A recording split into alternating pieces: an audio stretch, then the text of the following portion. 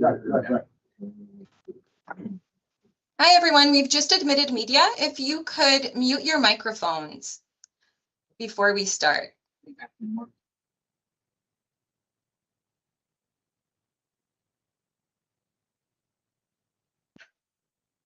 All right. Hi, everyone. Thank you for joining us this afternoon for a technical briefing on water safety at Range Lake North, Ecole William McDonald, and NJ McPherson schools. My name is Agata Gutkowska, and I am the Manager of Communications for the Department of Education, Culture, and Employment, and I will be your moderator for today. So if you are not on our panel, I ask that you keep your cameras off and your mics muted until it is your turn to answer or ask a question. And media, please do not turn on your cameras. Today, we will start with a quick briefing from Mike Auger. Mike is the Manager of Capital Planning for the Department of Education, Culture, and Employment. And after his briefing, we will go straight into the question and answer period with media. So I will call on media one by one, and you'll have a chance to ask one question and one follow-up. And if there's time to do it again, we'll do it over again. So the order of media will be Eric for NNSL, Mohammed for Radio Canada, Josie for CKLB, Tamara will be asking questions for CBC North, Lisa for True North FM, Emily for Cabin Radio, and Cristiano for Media Tenwa. Did I miss any outlets? Okay, perfect. So our panel today, we will have Dr. Cami Condola, Chief Public Health Officer, Michael Auger, or Mike, Manager of Capital Planning for the Department of Education, Culture, and Employment, Robin Ferguson, Director of Facilities and Properties for the Department of Infrastructure, and Shirley Zubelis, Superintendent and CEO of Yellowknife Education District 1. Now, I am going to copy and paste the names of our panelists as well as their titles into the chat here, just so that you have the spelling. And I apologize for the formatting here. There we go. Okay, so with that, I will turn it over to Mike. Thanks, Aggie. Good afternoon, everyone. I'm Mike. Thanks for joining us this afternoon. So as the new school year begins, the Government of the Northwest Territories remains committed to ensuring the health and safety of students, staff, and families in the NWT schools. Today, we're providing an important update on the steps being taken to ensure drinking water safety at Ecole William McDonald Middle School, Range Lake North School, and NJ McPherson School. I'd like to walk you through the specific measures being taken at each of the schools and outline the next steps moving forward. So at Ecole William McDonald Middle School, at least 2 of the new drinking fountains have been installed so far. The remaining units are being installed right now and as we speak, and throughout this week, we expect them to be in place by the end of the week. Additionally, new fixtures are currently being installed at all locations used for food prep activities. Again, these are expected to be installed by the end of the week. Our point of use activated carbon filters are going to be installed at every drinking water and food preparation location. This is expected to happen by early next week. We're waiting on those to arrive, but once they do, it's a quick process to get them installed. These filters will remove lead regardless of its source, ensuring that the water is safe to drink. And then once everything is installed, water testing will be conducted at all of the locations, and 24-hour turnaround on the results is expected for that water testing. At Range Lake North School, all of the drinking water fountains and food prep fixtures are expected to be replaced by the end of the week. An automated flushing system will be installed after all of those components have been installed. The automated flushing system is expected to take approximately a month to get in place. In the interim, a manual flushing program, which will essentially simulate what the automated system will do, will be put in place temporarily until the automated system is complete. And again, we will do water testing after all of the fixtures have been replaced there, and that is expected to happen by the middle of next week, again, with a 24-hour turnaround on those test results. At NJ McPherson School, the one remaining result that was pending has now been received, and it shows lead levels below the maximum acceptable concentration, or the MAC. We still have 5 fixtures that show lead levels above the MAC in both Tier 1 and Tier 2 testing. The drinking fountains at the school remain available for use, as the testing at all the drinking fountains showed lead levels that were under the MAC. Replacement components for all the fixtures here at NJ have been ordered, and we're expecting those to arrive by mid-September. Once they arrive, installation of all the components will be completed as soon as possible. And after they're all installed, water testing will be done at this school to confirm that lead levels are below the MAC. In the interim, alternative water will be provided until that work has been completed, and that's the case for all of the schools. So impacted water will only return to service once safety measures are in place. Follow-up testing confirms that it's safe for consumption, and the Office of the Chief Public Health Officer approves lifting the do not consume orders. We will continue to update media on developments as they happen. Thanks very much, Mike. All right, so now we're going to move to the question period. Starting with Eric at NNSL. So remember, try to direct your questions to the appropriate panelist, but of course, if you don't know who to direct to, that's okay. I'll help you with that. All right, Eric at NNSL. Hey, first off, just want to check, make sure my mic is working. Yep, you're good. Okay, cool. So I'm just wondering, we detected all of this lead here in May. How long could the lead have actually been sitting there before tests picked it up? Do we have any estimates on like how long this lead has been actually in the water prior to its discovery? Mike?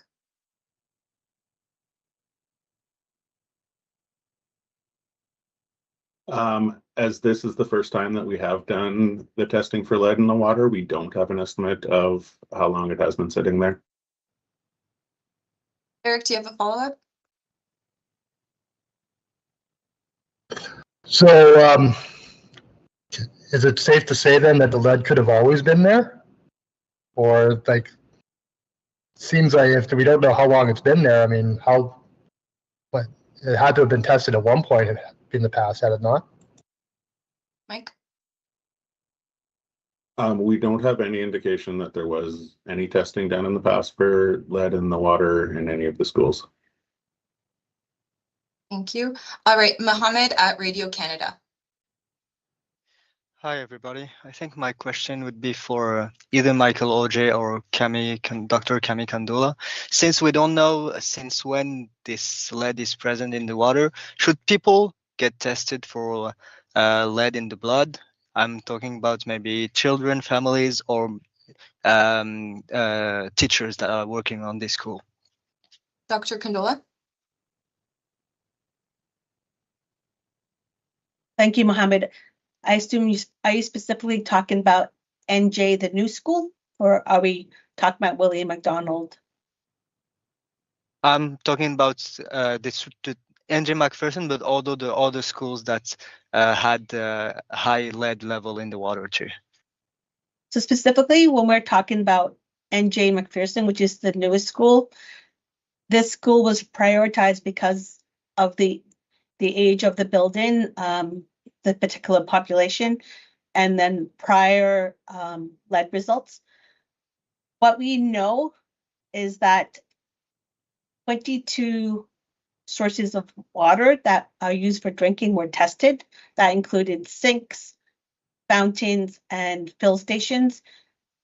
And the system was deliberately stressed so that we could, if there was any lead in the school, we would be able to find it. So we were actively looking for lead. So we stressed the system by allowing the lead to stay overnight for 8 hours. And then we drew a sample, and that's what's been sent as part of your background, which is tier 1, and it can show elevated lead of just sitting overnight.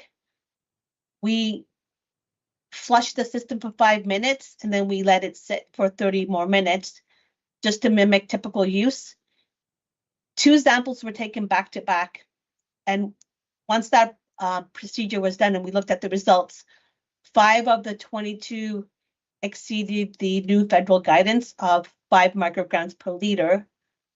One exceeded, one was a little bit above 10, and one exceeded the highest reading was 18.7, but that was in a staff office that was not accessible to children. So when we look at those results, we also noted that the second sample taken immediately after the first sample after flushing and stagnation, pretty much all levels dropped except for 2 below the federal guidance.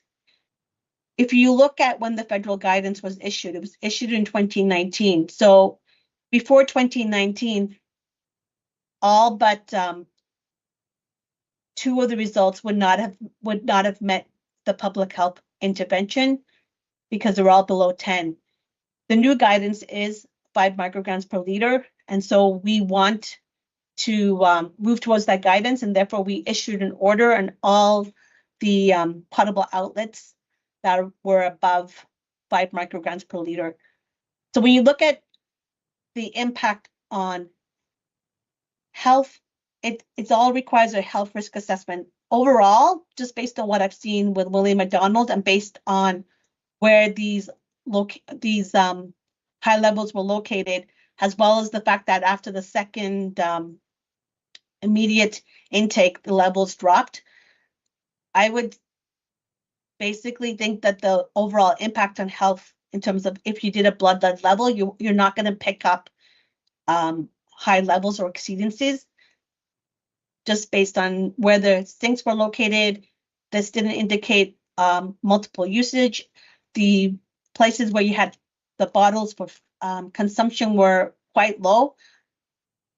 However, I do know that parents can be quite concerned, and we all know that for children, particularly those under 6, they're particularly vulnerable. And so we always say if you have concerns and if you have anxiety about this, you're welcome to get a blood lead level tested. And the way you can do it is go onto the NTHSA website, and there's a callback request form specifically for Yellowknife and specifically to the public health order. But looking at what happened in William McDonald, which had a lot higher lead levels, and some of them were in the drinking fountains, we have received 27 blood lead level results, and they're all within the range of normal, not requiring any public health intervention. Thank you, Dr. Kandola. Mohammed, do you have a follow-up? Yes, thank you very much. Maybe my follow-up would be with Senior Michael Auger. So what does that mean for the other schools in Yellowknife and throughout the territory? Go ahead, Mike.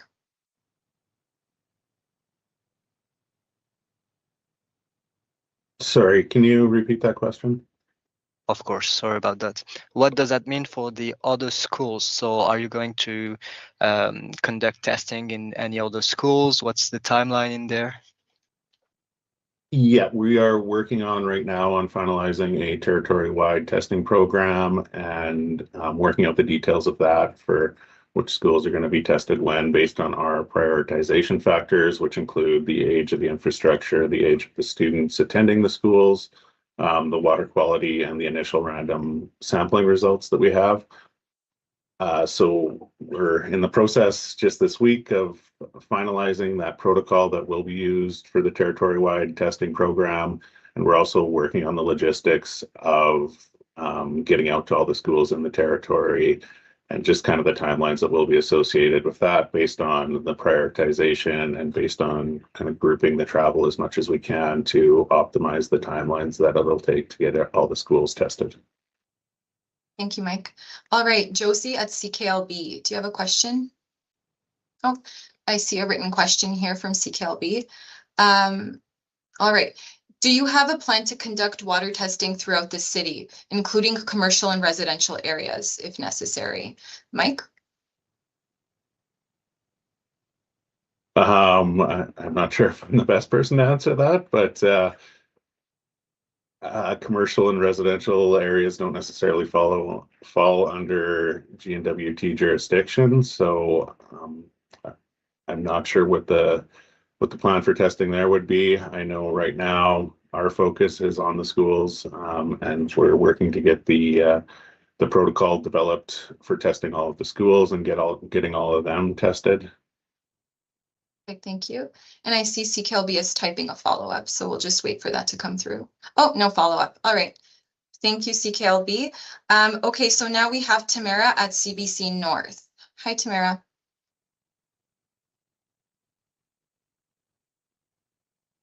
Tamara, are you there? Okay, I don't hear anything, so I will come back to you at the end. Next, we have Lisa for True North FM. Lisa, so Tamara will get to you after Lisa, so you have time to type out your question. Lisa, do you have a question?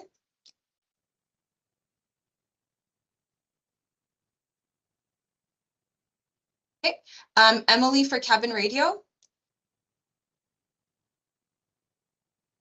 Yeah, I have a question for Mike. I know you said you're developing the protocol to test for schools, but I'm wondering if you can say what schools or schools in which communities still need to be tested or retested. Go ahead, Mike. Yeah, we will be retesting all of the schools in all of the communities. So yeah, all 49 schools throughout the territory will be retested. So far, we've done the retesting on the 3 that we're speaking of today, Range Lake, William Mac, and NJ, but the rest of the schools will be tested. Do you have a follow-up, Emily? Yeah, for Dr. Kimi Kandola talking about, testing for people that may have been exposed to lead. I'm curious, what about people who are concerned about potential long-term exposure, like staff members, since we don't know how long lead may have been in the water? Dr. Kandola, go ahead. Thank you. Sorry, I had myself on mute. So there's an excellent question, Emily. There are 2 different types of exposure. There's the acute exposure, where people can be exposed to high level of lead, acute situation, and you can pick that up in the blood lead levels because it has a certain half-life. But there are scenarios where you can have chronic low lead exposure over a long period of time, and that is to be many years, even decades, but lead will accumulate, and you could have a normal blood lead level, and the only way you would pick up in a chronic low lead exposure situation, you would pick it up through a bone scan or X-ray fluorescence. These are ways that you could pick up chronic long-term lead exposure. In the scenarios of the school, this would be occupational exposure. Not the exposure that I'm dealing with right now is looking at children who are there for a certain number of years, and the lead levels are above federal guidance, and public health recommendation is do not consume order till we bring the lead levels below the maximum acceptable concentration. But that works, again, for the student population. It's a different scenario for occupational exposure. Thank you, Dr. Kandola. All right, now moving along to Cristiano at Media Tenois.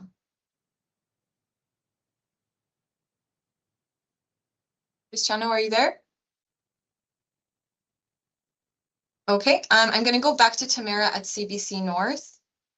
Is your audio working? You mentioned there we go. We've been previously told by the territory that we likely won't know where the lead is coming from. Is this the case for NJ McPherson? Mike. I'll let Robin jump in after me in case there's any response from infrastructure. We likely won't know the exact specifics of where the lead is coming from. Given the testing that we have done and the results that we see, we have a pretty good indication that it's coming from the fixtures, which we are replacing, but I'll let Robin speak to the more technical side of whether or not we can identify exactly where that would be. Thanks, Mike. Robin? Yeah, I'll echo Mike. We do believe it's the fixtures, and that's likely because when the flushing tests are run, they're kind of done in a systematic way from the service line down the branches down to the faucets. And typically, the way the tests are run, it shows after they're flushed and then weight stagnant. It really seems to be indicating the faucets are the problem. And so the older faucets had kind of a certain lead content in them to make the easier to construct and cheaper back in the day. So this is just a symptom of the state of the age of the faucets mostly that we expect. Thank you, Robin. Tamara, do you have a follow-up? I'm just looking at the chat here. Yep. All right. So at NJ in particular, could you expand on the timeline and cost to make the water safe to drink? Mike. Yeah. So for NJ, we have ordered replacement parts for all of the fixtures that are being replaced there. We expect those to arrive. I mean, the delivery isn't finalized yet, but we expect those to arrive sometime in the second or third week here of September. And once they do arrive, they will be installed immediately. YK1 maintenance personnel have prioritized this and are doing great work getting everything installed. So they will install those right away.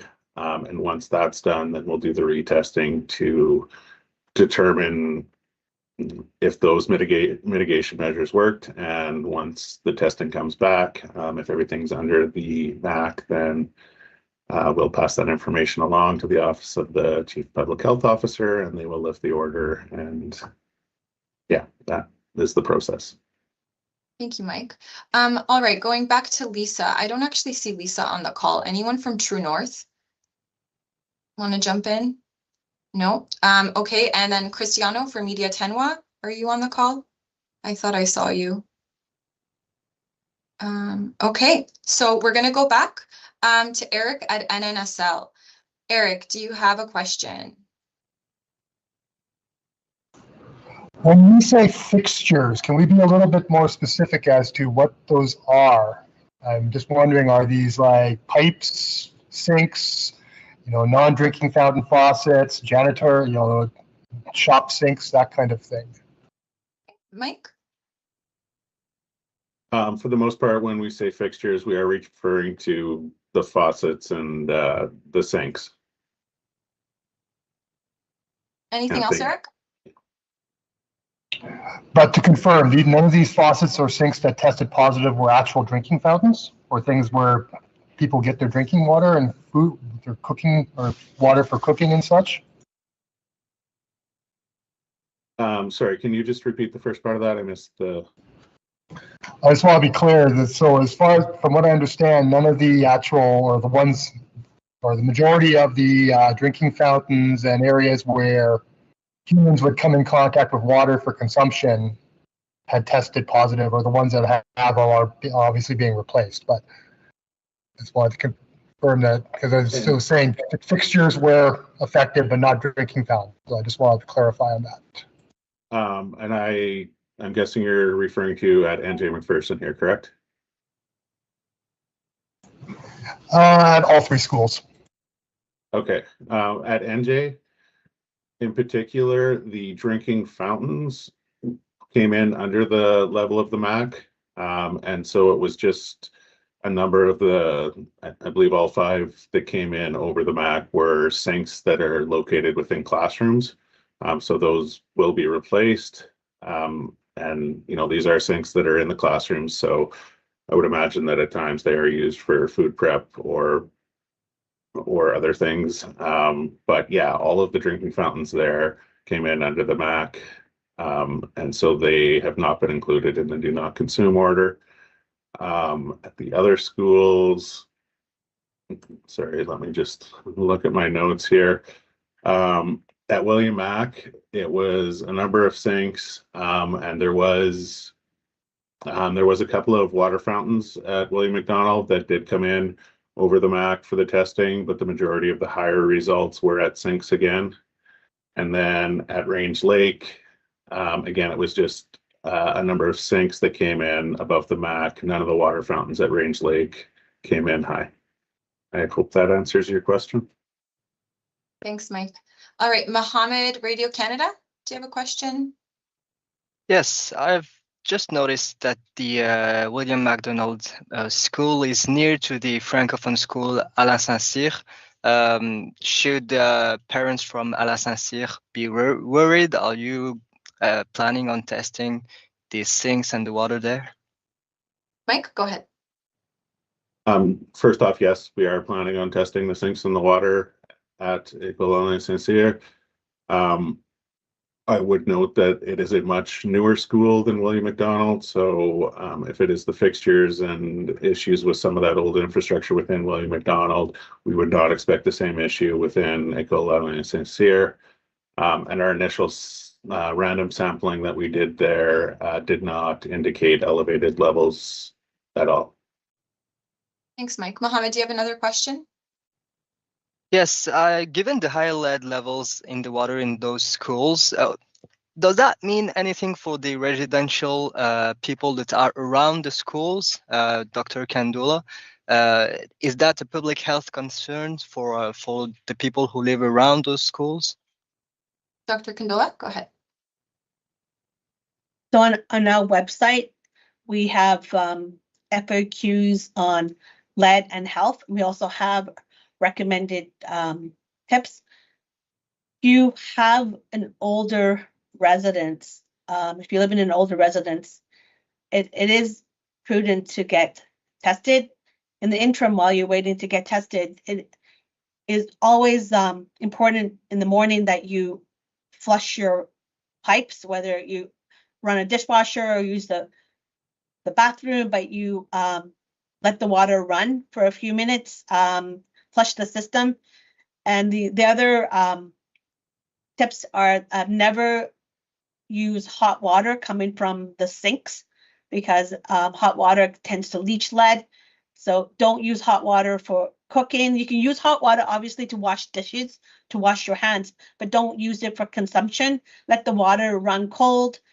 Let the water run whenever you are using it for consumption, let it run for a minute.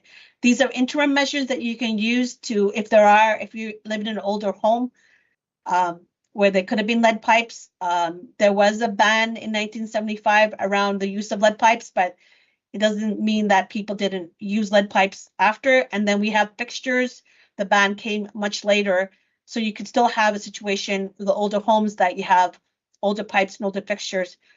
And it would be prudent to put those tips in, use an alternative filtration system, and then get your home tested. But that is on the resident to do the testing.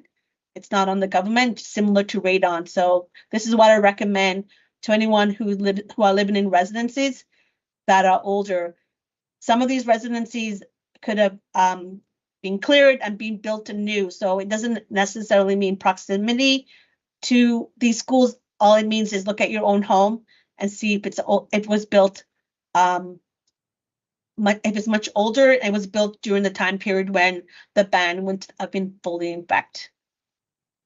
Thank you, Dr. Kandola. Josie at CKLB. All right. How often will the follow-up testing be done at all three schools? Mike.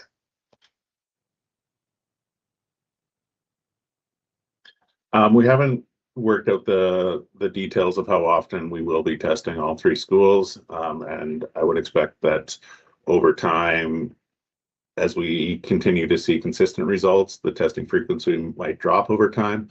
To start with, we will be, following Health Canada guidelines. We will be following recommendations from the manufacturers of the filters on how often they should be tested, how often they should replace. So we will be following best practices in both of those cases. Thank you. Any follow-up? I see that CKLB is typing, so we'll just give them a second here. Any tips for kids at these affected schools to stay safe? Dr. Kandola, I'm going to throw this one to you, just for the safety piece.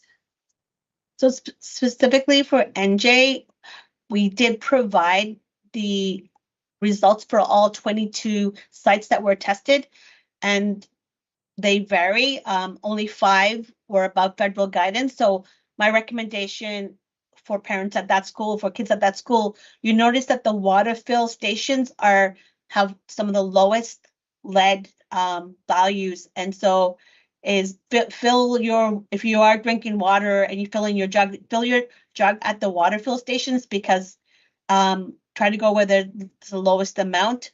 For William Mac and for Range Lake, we are working on changing the fixtures, creating automatic flushing, and bringing the levels below federal guidance. Once that's done, we will lift the do not consume order. But at this point, unfortunately for Range Lake and William Mac, the do not consume order is in effect for all of the potable water delivery mechanisms, whether it's a sink or a fountain. In NJ, it is only targeted to 5 of the 22 sites. Thank you, Dr. Condola. All right, Tamara at CBC North. Okay, so Dr. Condola, this one's for you. Going back to a previous question, what defines an old home? What year does a house need to be built in order for it to be defined as such? So it is a difficult question. Some of this relates to federal bans on lead pipes, but there's also was a federal ban on lead fixtures and lead solders, and so you have to actually you can see the ban, but you may have a house that was built after and may feel you're reassured, but unfortunately they may have had lead pipes even though there was a ban in place. So for myself, it's looking at when the fixtures and pipes could have been still used. It wouldn't hurt if it's below 1992 is a good start. Like that, by then any illegal faucets that could have been lead, containing lead, or that could have been used. But on this particular question, I'm actually not the expert, but I would ask infrastructure, their experience in working with the North. There's what was banned officially and what their experience was, what did they actually see in place, because there's a lag period. So over to you, Robin. Thanks. Yeah, so the National Plumbing Code banned use of lead pipes in 1975, and then leaded solder and brass and drinking water systems was banned in 86. And then in 2012, there was still a lead component that was reduced from 8% to 0.25% in fixtures. So those are the, as Cami says, the kind of legal frameworks. As far as lag, I mean, it's similar to other implementation. I mean, new buildings would be inspected, but it could be, components there, but I wouldn't expect more than 1 or 2 years, to be honest, depending, because manufacturers and suppliers would have to adhere to the new regulations when they came into force. Thanks, Robin. Do you have a follow-up, Tamara? All right, we have one here. How high is the possibility of broader lead contamination in the rest of the territory? Mike?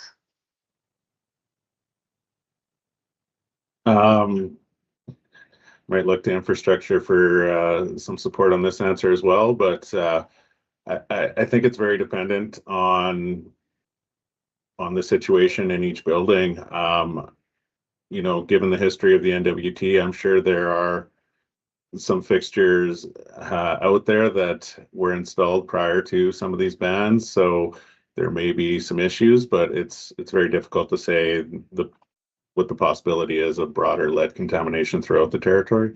Robin, do you want to jump in? Yeah, Oh, yeah. I think there's one piece. There's a piece here from a service perspective. MACA tests the drinking waters in each community, and all of those are well below the MAC guidelines. From an individual building to building perspective, again, it matters on the age of the building. It also matters on the use of the building. How frequently are the taps being used and whatnot.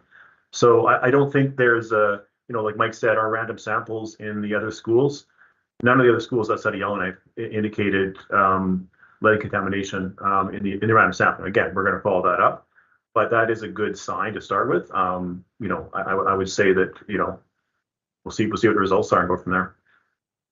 Thanks, Robin. All right, Emily at Cabin Radio. Do you have another question? That covered all my questions. Thank you. Awesome, thank you. And Cristiano for Media Tenwa? No? Okay, any more media? I'm just going to open it up. If you could raise your hand if you have any more questions. Okay, I see I a just hand wanted- raised. Yeah. Sorry, Oh.